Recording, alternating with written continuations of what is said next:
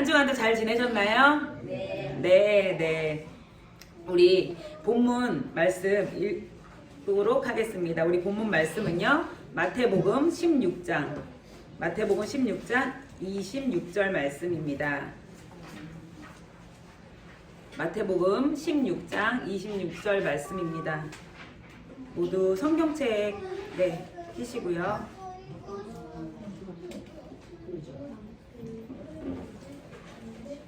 없는데 PPT 없어요. 성경책 펴셔야지 읽을 수 있어요.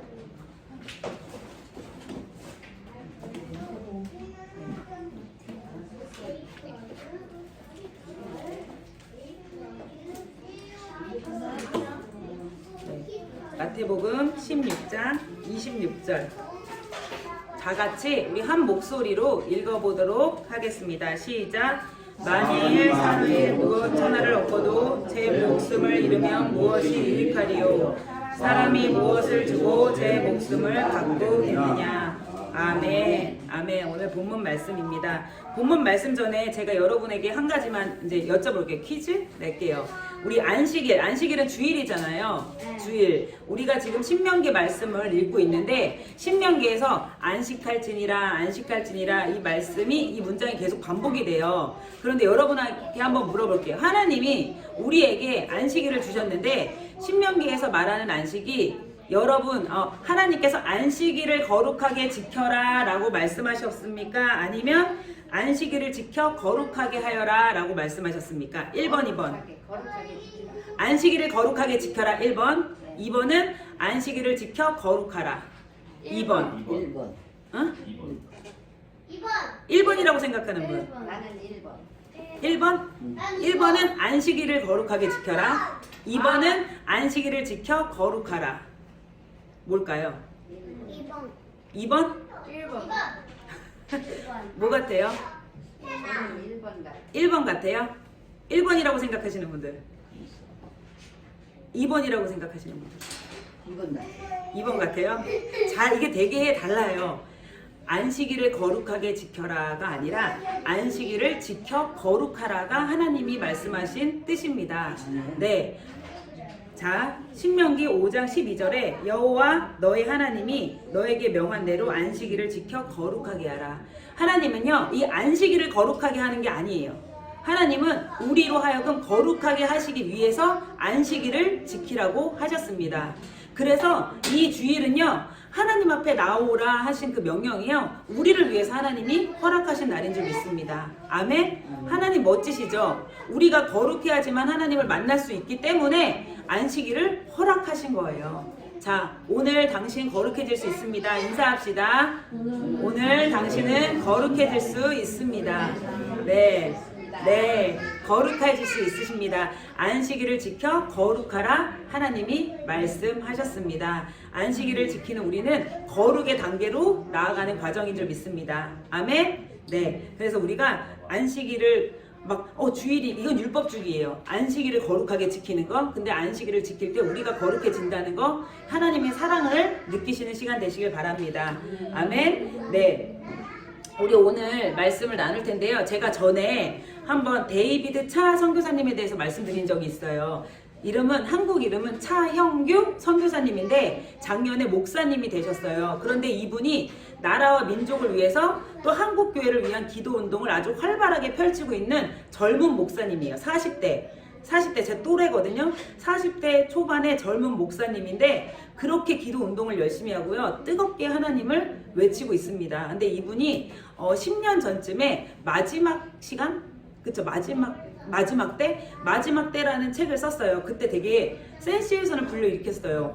마지막 때? 그러니까 사람들이요, 이 종말이라는 걸 두려워해요. 죽음이라는 걸 두려워하는데 이분이 이 마지막 때에서 쓰고 나서 사람들이 좀 되게 각성하기 시작했어요. 우리가 하나님을 믿는 게 과연 어떻게 믿는 걸까? 라는 그런 의문을 품고 하나님께 돌아오는 일들이 많았는데 이분이 최근에 Do It이라는 그 총 12편의 시리즈를 가지고 인터넷에서 유튜브에서 막 설교를 하기 시작했어요.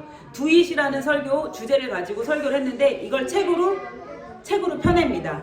책으로 펴냈는데 이 Do It이라는 책이요, 딱 나온 지 일주일 만에 교보문고에서 종교 분야에서 1등을 하는 거예요. 종교 분야에서 1등 할 뿐만 아니라 이 종교 부분의 책이요. 전체 일반 분야까지 다 섭렵해서 전체 1등을 해요. 그러니까 하나님의 메시지인데 이 하나님을 믿지 않는 사람들도 다 이 책을 사서 보는 거예요, 지금. 그래서 지금 제가 지난주 2주 전에 주문했는데 아직도 못 받고 있어요. 그러니까 이분은 이렇게 책이 잘 나가겠어 라는 생각이 조금만 써냈대요. 편했대요. 근데 주문량이 폭주하니까 지금 계속 인쇄를 하고 있다고 합니다. 근데 여기에 이제 있는 메시지가 뭐냐면 이분은 이거예요. 생존이 아니라 부르심으로 향해 달려가라 하면서 이 마지막 때 종말의 때 하나님이 어떻게 하실 것인지, 우리나라가 마지막 복음의 선두주자로 어떻게 쓰임 받을 것인지에 대해서 가르칩니다. 그리고 우리가 집중할 건 뭔지, 우리 삶에서 버려야 될 건 뭔지, 준비해야 될 건 뭔지, 집중할 건 뭔지, 이 책에 이제 그런 내용이 담겨 있어요. 그래서 이분이 이렇게 책을 딱 발간했어요. 10년 만에. 그런데 교보문고에서 전체 1등 하니까 얼마나 기분이 좋아요. 그쵸? 기분이 좋았대요. 그래서 이분이 애들이 넷이에요, 넷. 그래서 우와, 나 이렇게 기분 좋은데 아이들하고 치킨이나 시켜 먹을까 오늘? 이러고 딱 집에 들어갔다고 합니다. 집에 들어가서 이제 아이들하고 얘기하고 하다가 우리 먼저 산책부터 하자. 산책하러 딱 나가는 순간 이게요, 갑자기 땅이 훅 꺼지는 느낌이 들면서 티리기에 지진이 났는데 지금 여기에 지진이 났나? 할 정도로 이렇게 훅 꺼지는 마음이 들더래요. 근데 애들은 멀쩡하더래요. 근데 본인이 뭔가 이렇게 확 아픈 거야. 이게 뭔가 땅이 훅 꺼지는 것 같으면서 정신을 못 차리겠더래요. 근데 겨우 애들하고 산책하고 들어오는데 또 들어오는 그 순간에 또 뭔가 훅 꺼지는 느낌이 들더래. 몸이 이렇게 훅 떨어지는 느낌이. 그래서 이게 뭐지? 그래도 이제 아이들하고 늘 여느 때처럼 가정 예배를 드리자 하는데 가정 예배를 드리기로 딱 앉았는데 이렇게 앉아있질 못하겠더래요. 아니 이 기쁜 날 두잇이라는 책이 10년 만에 발간이 됐고 막 종교 분야 전체 분야 1등을 하고 있는데 그날 저녁에 앉아있질 못하겠더래요. 내 몸이 왜 이러지? 그래서 예배 드리다가 나 좀 누워서 예배를 드릴게 라고 누워있는데도 몸이요 이상하더래요. 왜 이러지? 왜 이러지? 자기도 이게 무슨 그건지 모르겠더래요. 그래가지고 이 사람이 방으로 들어갑니다. 네, 그래서 이분이 이제 딱 누웠는데 내가 저녁을 안 먹어서 그런가? 요즘 몸이 허해졌나? 이러다가 필름이 끊겼대요. 필름이 딱 끊겼는데 그때 예수님을 진짜 오랜만에 만났대요. 그러니까 영적으로 만난 거죠. 그래서 그 순간 아침에 딱 일어나니까 6시더래요. 근데 딱 보니까 이부자리가 다 젖어 있고 밤새 울면서 괴로웠던 거예요. 몸이 너무 힘들었던 거예요. 그래서 딱 아침에 일어났는데 이게 뭐지? 이렇게 기쁜 날, 내가 책도 1등하고 모든 게 다 성공했다고 느껴진 그날 죽음을 경험하면서 이렇게 보내면 딱 눈 뜬 순간 내가 두 번째 선물을 받았구나. 다시 살 수 있는 두 번째 선물을 받았구나 하면서 그날 아침에 딱 일어난 순간에는요 여느 때와 다르더래요. 아침이다 일어나자 이게 아니라 오늘도 나에게 선물 같은 시간을 주셨구나. 이 시간을 그냥 다른 날처럼 보내면 안 되겠구나 라는 생각이 들었다고 합니다. 여러분 어떠세요? 이런 경험 있으신가요? 정말 죽다 살아나서 너무 소중한 하루야 라는 걸 경험하신 적이 있나요? 그런 경험이 있을 거예요. 정말 막 두통에 시달리다가 아침에 일어났는데 오늘도 저 두통이 사라지는 순간 감사합니다. 건강 주셔서 감사합니다. 그런데 사람이야 또 그때뿐이잖아요. 그쵸? 그러니까 이분이 그때 딱 느꼈대요. 가장 소중한 게 뭐냐? 그냥 지금이구나. 그래서 자녀들을 안아주고 산책하는 그 순간이 새로워졌다고 합니다. 일상이 너무나 소중한 행복이라는 생각을 했다고 합니다. 하지만 우리는요 평소에 이 소중함을 잘 못 느껴요. 그쵸? 그리고 이 가치를 잘 못 나요. 정말 소중하다라는 가치를 모릅니다. 근데 중요한 게 언제 알아요? 잃어봐야 알아요. 없어져 보고 잃어봐야 그 소중한 가치를 압니다.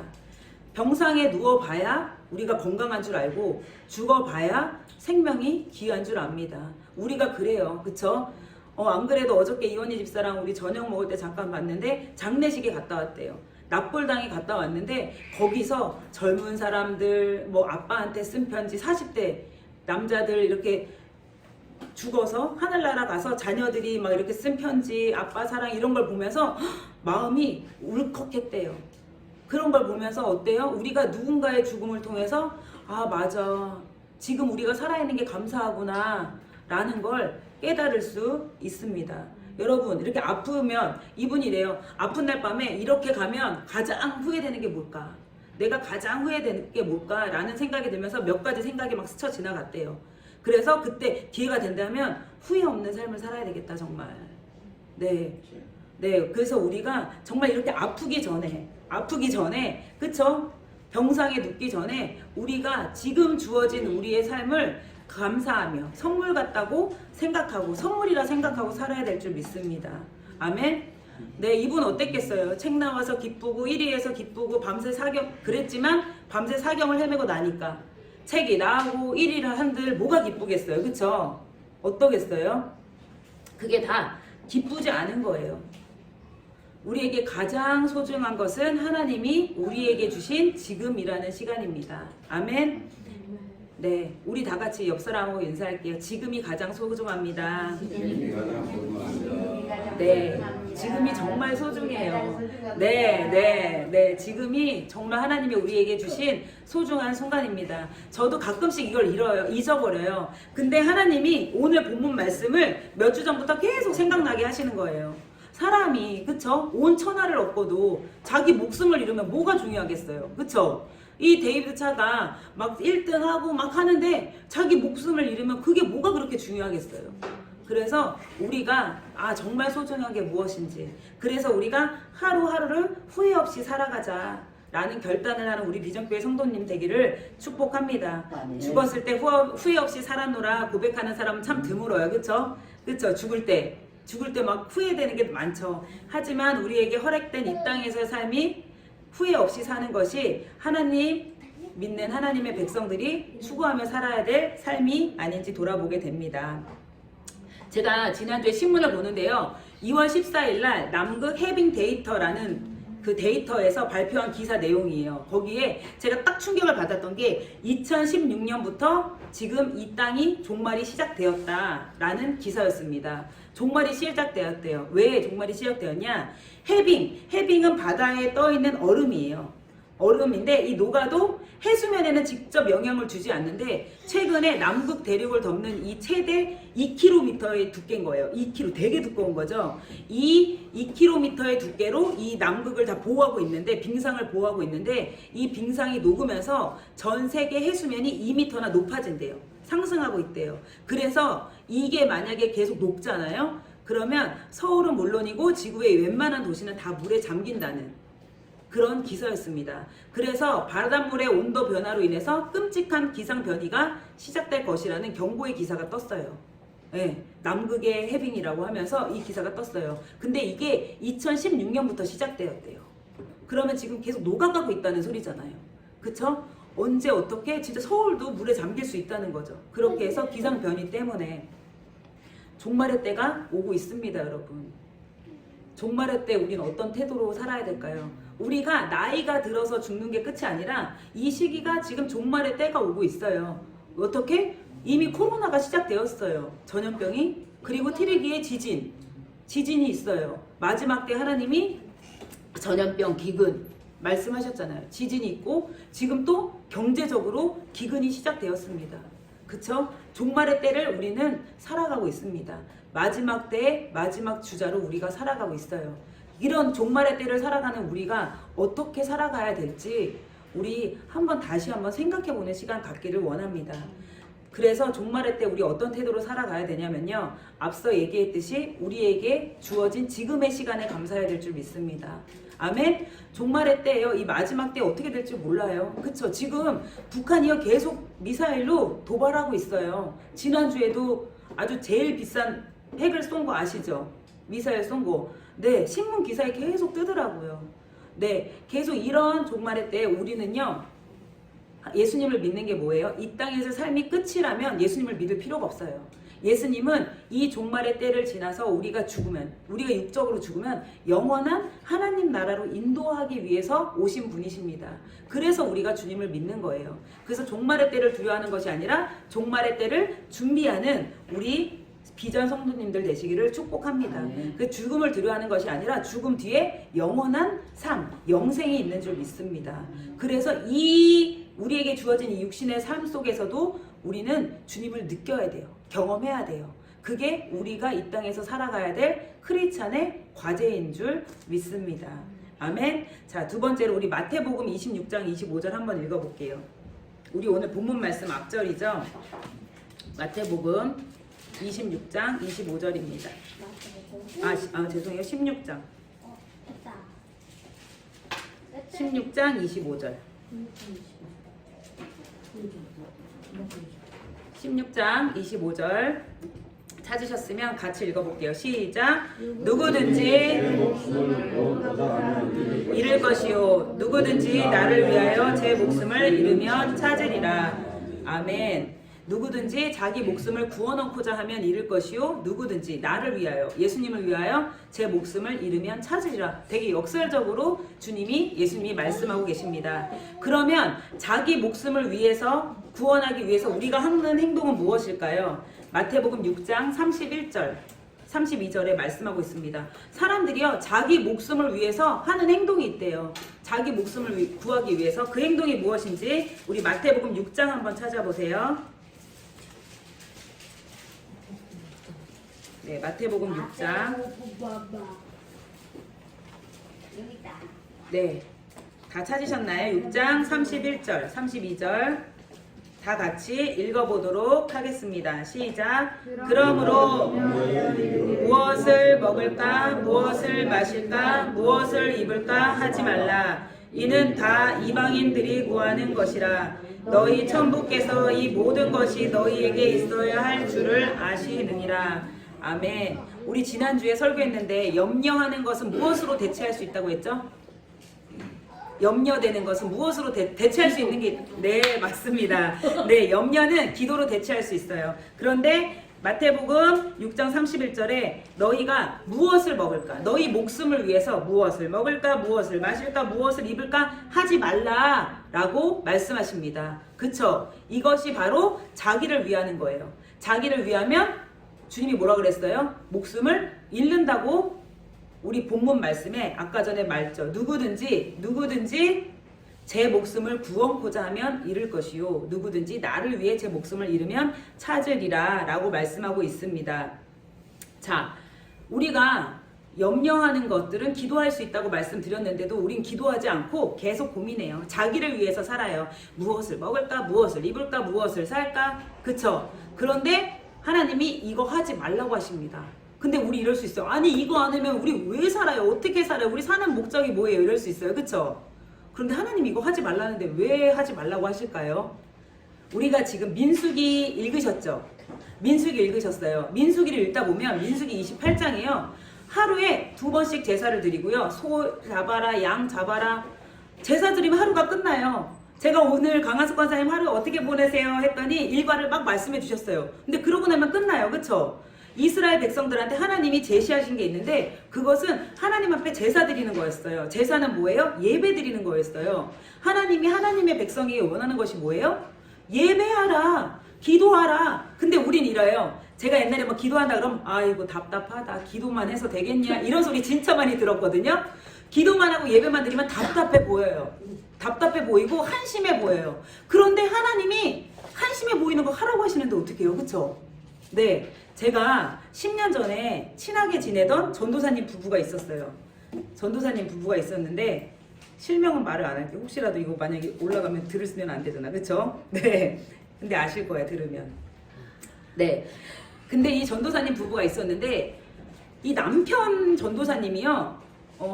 목회를 하려면 신학교를 갔으면 졸업을 해서 목사가 돼야 되잖아요. 그런데 신학교를 다니다 중퇴를 하셨어요. 그러니까 신학교는 갔으니까 전도사님이야. 그런데 전도사님이시고 근데 목사는 안 하시면서 애들도 있었고 근데 이분이 일을 안 하시는 거예요.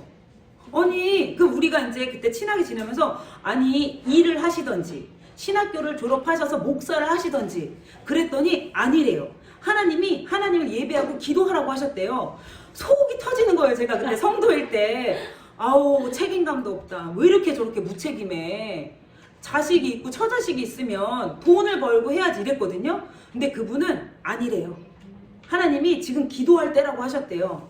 그래서 가정이 있는 가장인데 일은 안 하고요. 학교 공부도 안 하고요. 맨날 예배만 기타 들고 다니면서 예배만 드리는 거예요. 집에서도 예배, 교회에서도 예배, 공원 가서도 예배. 맨날 그분은 목소리가 확 셨어요. 이러면 맨날 기도하고 예배 드리니까 이렇게 막 완전 목소리를 쉰 거예요.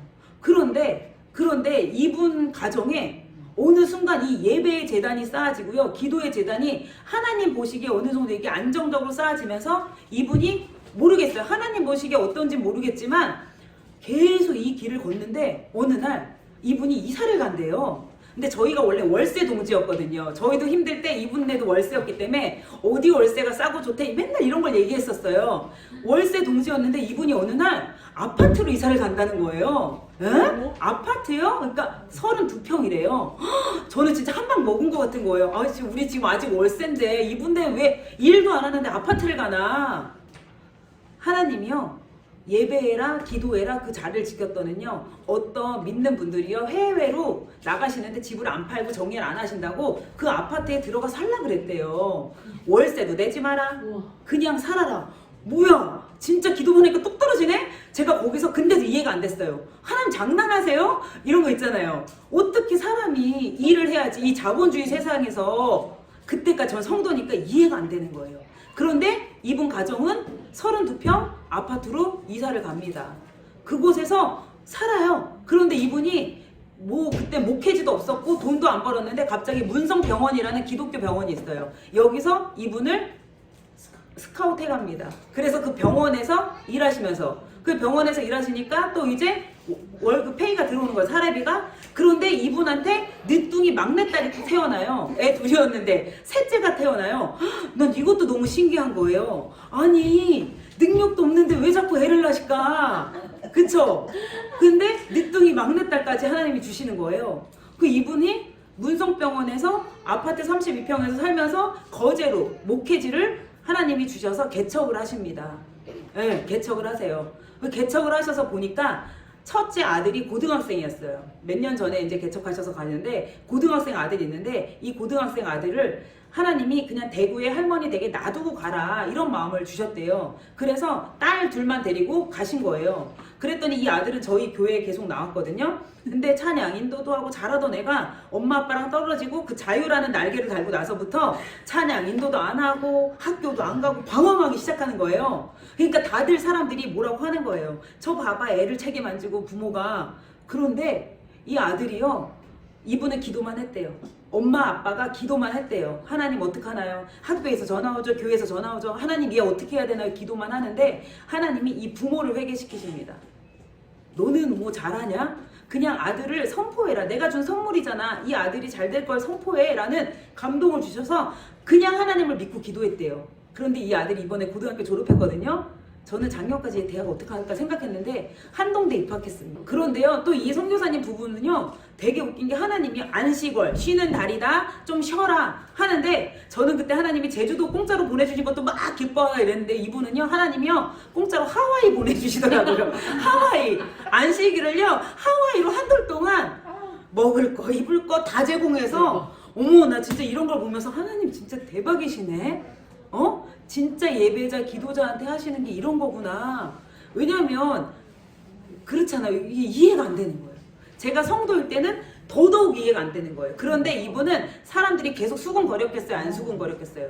수군거리죠. 계속 수군거려요. 아니 왜 저래? 왜 이렇게 극단적이야? 아우 답답해 한심해. 그런데 이분은 수군거리든지 말든지 하나님에게 나에게 말씀하신 것만 따라갑니다. 이렇게 따라갔던 분에겐 하나님이 확실하게 책임져 주시는 걸 봅니다. 그래서 저는 하나님이 민수기에서 막 제사 하나님 언제 이래고 언제 먹고 살아요? 하나님이요 하나님을 바라볼 때 하나님만 예배할 때 하나님이 주시겠다고 약속하셨잖아요. 이 성경에 다 그 약속이거든요. 그 언약의 약속 나는 지키는 자야 라고 하십니다. 그 약속의 하나님을 경험하시길 바랍니다. 그래서 제가 이분 생각은 계속 못하고 있었어요. 저는 그냥 주시는 대로 기도하고 이러고 있는데 또 우리 기도 모임에서도 기도하는 자들에게 막 간증이 일어나니까 하나님 감사합니다 하는데 말씀 준비하는데 하나님이 이분 생각을 딱 나게 하시는 거예요. 이렇게 아들과 하나님 다 책임져 주시는 걸. 그래서 하나님이 원하시는 건 주님만 바라보는 거구나. 그런데 세상은 그럼 답답하다, 답답해. 세상은 그래요. 근데 세상이 그러든지 말든지 주님만 바라보는 훈련이 우리에게 필요한 줄 믿습니다. 아멘? 네, 그래서 사람의 눈으로 사람을 판단하면 안 되는 거예요. 길게 보셔야 돼요. 길게 보셔야 될 줄 믿습니다. 아멘? 우리 자녀들 지금 게임하는 거 답답해서 막 소리 지르지 말고 길게 봅시다, 우리. 그쵸? 하나님이 책임지십니다. 우리는 기도의 씨앗을 뿌려야 될 줄 믿습니다. 아멘? 우리 어르신들 정말 기도하기 좋은 환경이잖아요. 그쵸? 기도하세요. 우리 막 다리가 아픈데 어디 다닐 수 없잖아요. 기도하라고 하나님이 기도의 자리를 지키시라고, 영적인 기도의 어미가 되시라고 하나님이 허락하신 줄 믿습니다. 아멘. 모든 것에 감사하는 우리 성도님들 되시길 바랍니다. 하나님이 말씀하셨죠. 그쵸? 애굽에서 나와 가나안으로 가라. 젖과 꿀이 흐르는 가나안 땅. 지난번에도 말씀드렸지만 이 가나안 땅이 진짜 젖과 꿀이 흐르는 땅인가요? 하나님께서 이른 비와 늦은 비를 내리지 않으시면 수확할 수 없는 기후의 악조건을 갖춘 곳입니다. 그쵸? 이스라엘 백성들은 애굽의 노예로 살아갔지만 애굽은 600km나 되는 나일강이 있어서요. 먹고 살기에 너무 좋으나 완벽한 땅이었습니다. 자원이 풍부한 땅이었어요. 인간이 조금만 노력하면 풍부하게 살 수 있는 땅이었습니다. 하지만 하나님은 자원이 풍부한 애굽에서 이스라엘 백성들을 광야로 이끄셨고 가나안 땅으로 이끄십니다. 하나님은 젖과 꿀이 흐르는 땅이라고 말씀하십니다. 이 가나안 땅은요, 영적인 눈이 열려야지만 젖과 꿀이 흐르는 것을 볼 수가 있어요. 아까 전에 말씀드린 그 목사님 부부도 영적인 눈이 열렸기 때문에 그 젖과 꿀이 흐르는 땅으로 들어가는 중입니다. 그 여정입니다. 하나님의 도움 없이 살기가 어려운 가나안 땅으로 우리를 인도하십니다. 가나안 땅 어때요? 북쪽에는 갈릴리 호수가 있어요. 남쪽에는 사해가 있어요. 그런데 이 갈릴리 호수가 위에 있으니까 물이 위에서 아래로 흐르겠지 생각하시는데 이 북쪽에 있는 갈릴리 호수가요, 해저 212m 앞으로 쭉 내려가 있어요. 그러니까 북쪽에 있지만 땅 밑에 있는 호수예요. 그래서 흘러 내려갈 수가 없어요. 근데 또 사해는 어때요? 해저 400m예요. 더 푹 꺼져 있어요. 그리고 여기 소금 바다예요. 생물들이 살 수가 없어요. 다 죽어요. 이렇게 위에는 호수가 있어도 호수 역할을 못하고 밑에는 바다가 있는데 바다가 아니 소금 바다 바다 역할을 못해. 생물이 살 수가 없어. 제가 사해 갔는데 진짜 사해는 누워서 신문 보더라고요. 둥둥 떠요. 소금이 하도 많으니까 누워서 신문 보는, 진짜 사람이 못 살고 그냥 우리는 거기서 누워서는 둥둥 뜰 수 있는 그런 곳이더라고요. 또 이스라엘은 요단강이 있어요. 요단강. 근데 요단강은 어떤 강인 줄 아세요? 갈릴리 호수와 사해 밑으로 흐르는니다. 그래서 완전 낮은 거죠. 세계에서 가장 낮게 흐르는 강이 바로 요단강입니다. 그러니까 요단강은 지구상에 나타나 있긴 하지만 사실은 땅속으로 흐르는 강입니다. 이런 지리적 위치를 근거로 예수 그리스도는 물리적으로도 지리적으로도 세상에서 가장 낮은 곳에 오셨다고 말하기도 합니다. 이렇게 갈릴리 호수와 요단강 물이 아무리 맑고 아름다울지라도 해저 200m나 깊숙한 계곡 아래에 있는 물을 끌어서 농사를 짓는 것은 당시에는 불가능한 일이었어요. 그러니까 하나님 없이는 살 수 없는 땅. 그쵸? 하나님 없이는 살 수 없는 땅이 바로 가나안 땅입니다. 네, 하나님은 하나님의 백성들이 이 땅의 모든 자원의 근원이신 하나님 한 분만을 바라보며 예배하기를 원하십니다. 아멘? 아멘. 근데 여러분 솔직히 이 말 너무 힘드시죠? 부르신 곳에서 나는 예배하네. 어떤 상황에도 나는 예배하네 찬양은 하지만 우리가 막 직장 가서 예배하시나요? 기도하시나요? 못해요. 친구 만나면 기도하고 만나나요? 정신없어요. 그쵸? 우리는 예배가 삶에서 훈련이 돼야 될 줄 믿습니다. 아멘. 주님만 예배하고 주님만 바라보는 우리 비전교회 성도님들 되시길 바랍니다. 아멘. 우리 마지막으로 마태복음 16장 13절에서 15절. 네. 마태복음 16장 13절에서 15절 말씀입니다. 마태복음 16장 13절에서 15절 말씀입니다. 네. 우리가 예배가 회복되기 위해서 우리의 신앙 고백이 회복되어야 될 줄 믿습니다. 우리는 어떤 신앙을 가지고 있는지 우리가 점검함으로 우리 예배 마무리하도록 하겠습니다. 마태복음 16장 13절에서 15절 찾으셨으면 한 목소리로 읽을게요. 시작. 예수께서 가이사랴 빌립보 지방에 이르러 제자들에게 물어 가라사대 사람들이 인자를 누구라 하느냐 가로되 더러는 세례 요한 더러는 엘리야 어떤 이는 예레미야나 선지자 중에 나를 누구라 하느냐.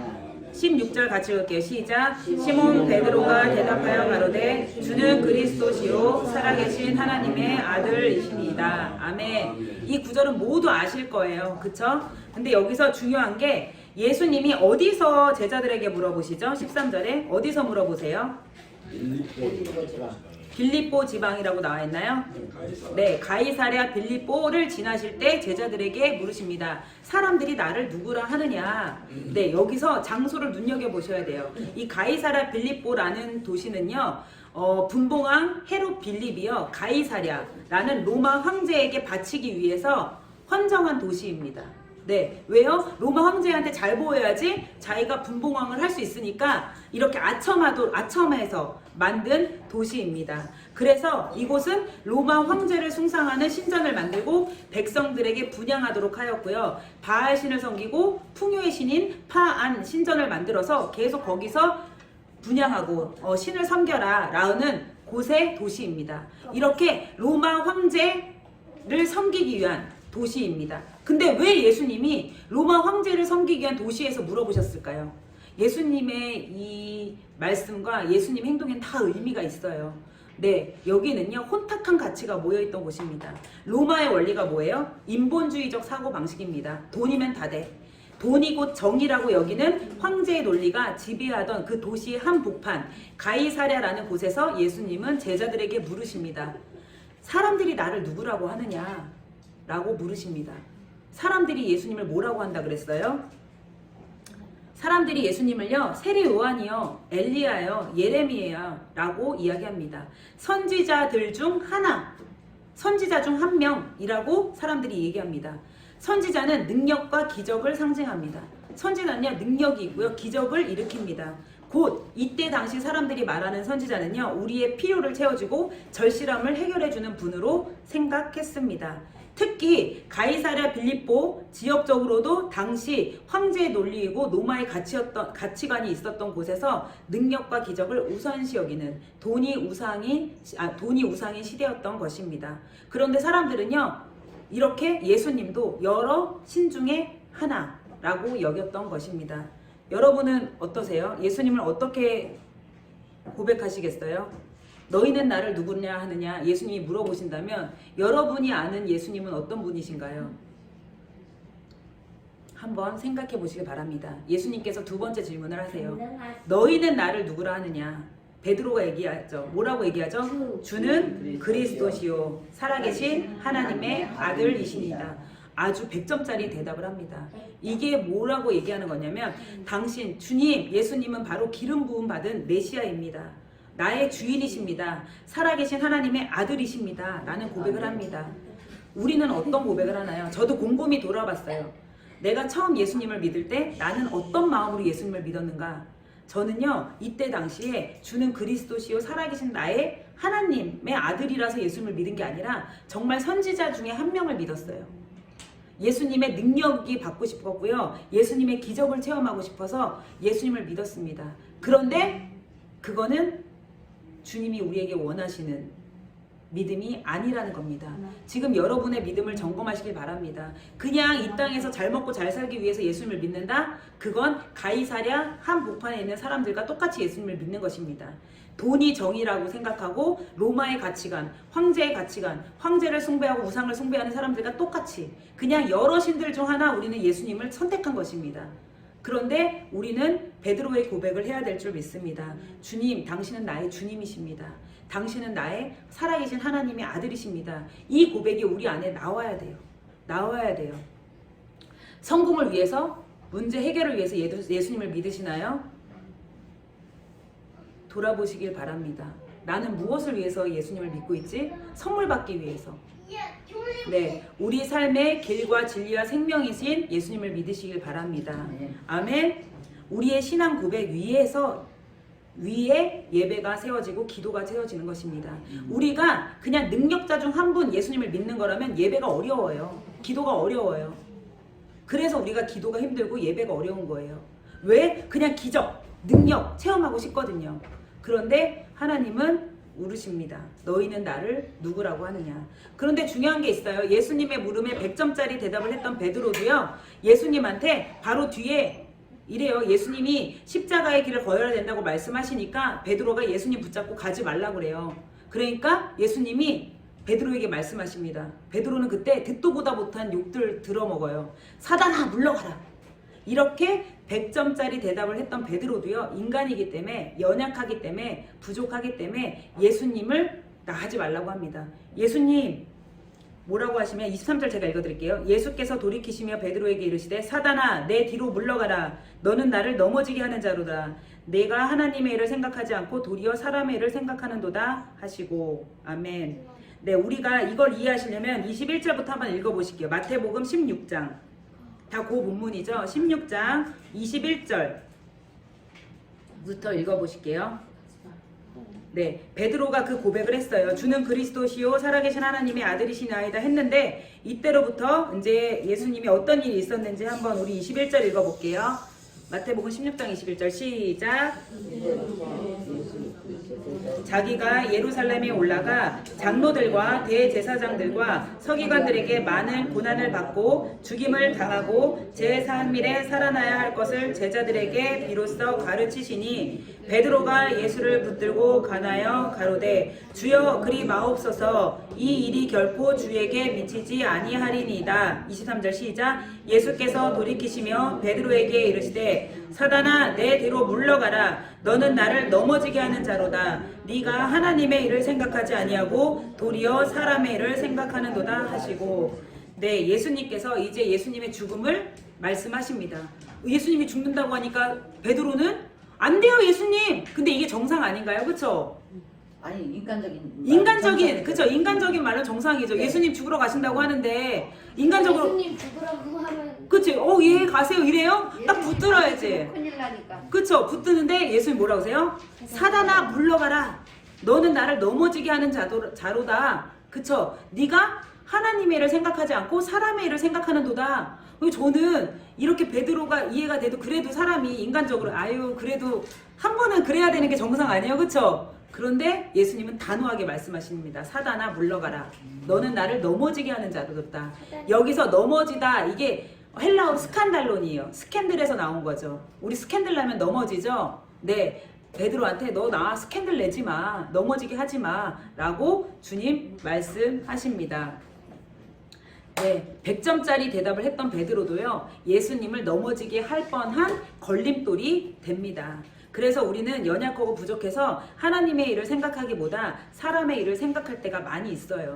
하지만 사람의 일에 갇혀 있으면 절대 안 됩니다. 정신 차려야 된다는 것입니다. 그쵸? 언제까지 사람의 일만 생각하고 사실 거예요. 그쵸? 하나님이 사람의 일을 생각하지 말라고 말씀하십니다. 하나님의 일이 무엇인지 영적인 눈을 열고 보셔야 될 줄 믿습니다. 아멘.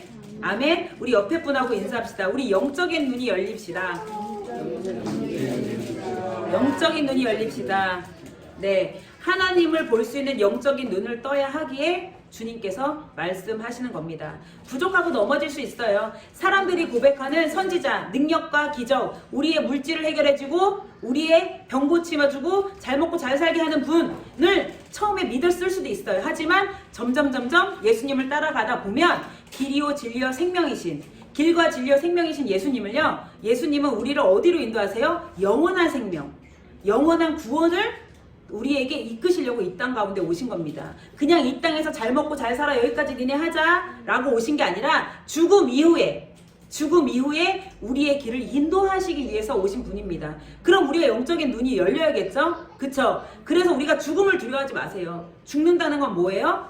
그 이후에 또 다른 삶, 영원한 생명이 있고 영원한 즐거움이 있는 하나님의 일에 참여하는 자가 되는 것입니다. 그래서 믿는 사람들은 메멘토 모리, 늘 죽음을 기억하라고 합니다. 그쵸? 죽음을 두려워하는 것이 아니라 이 마지막 때에 우리 믿는 자로서, 내가 하나님을 믿는 자로서 어떻게 살아야 될지, 정말 그 돈이 다라고 생각하는 그 세상 속에서 예수님을 능력과 기적, 내 물질을 채워주시는 고기까지만 생각하고 살 것인지, 아니면 우리를 영원한 길로 인도하시는 주님을 믿으며 살 것인지 선택하시기 바랍니다. 야고보서 4장 8절에 나를 하나님을 가까이 하랴 그러면 너를 가까이 하시리라 말씀하고 계십니다. 하나님은요 우리가 가까이 하지 않으면 절대 가까이 하지 않으세요. 우리가 가까이 나아가야 될 줄 믿습니다. 아멘. 아까 전에도 그 전도사님 말씀드렸듯이 말씀 보고 기도하면 하나님의 일이 보입니다. 네, 하나님이 우리에게 원하시는 방향이 보이고요. 하나님께서 우리에게 원하시는 일이 보입니다. 그런데 우리가 기도하지 않고 말씀 보지 않고 우리의 일을 하면 하나님과 상관없이 살아가는 것입니다. 그래서 여러분 결단하시기 바랍니다. 그래서 기도하십시오, 말씀 보십시오 계속 하는 거예요. 왜? 영적인 눈이 열려야 하나님을 볼 수 있고 예수님이 이 땅 가운데 오신 목적을 알 수 있기 때문입니다. 이전에는 사람의 눈으로 보고 결정하고 판단했고 행동했을지라도 이제 더 이상은 안 됩니다. 종말이 시작되었습니다.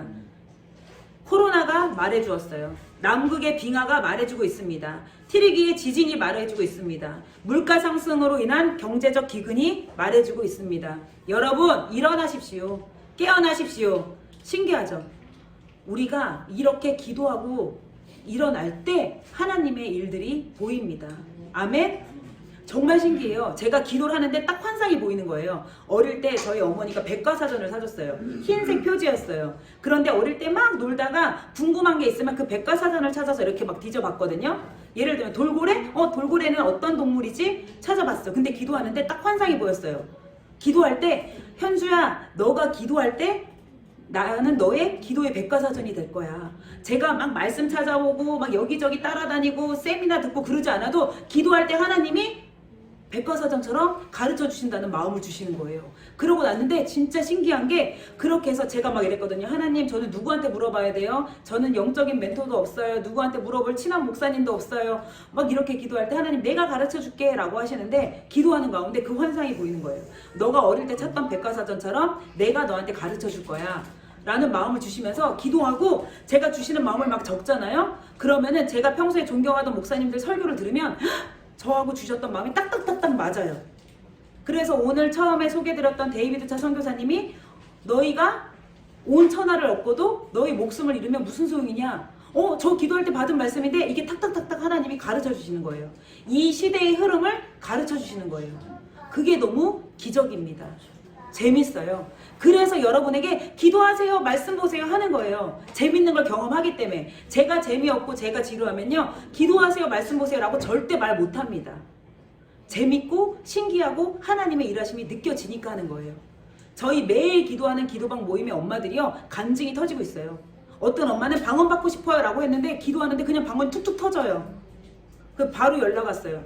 방언 받았습니다. 누구는 몇 년을 기도해도 안 되는 방언들이요 기도할 때 하나님이 막 주세요. 선물을 주세요. 그런데 우리는 하나님의 선물에 목적을 주면 안 돼요. 하나님이 이런 말씀 주셨어요. 지난주에 기도하는데 내가 선물 많이 풀어줄 거야 이제.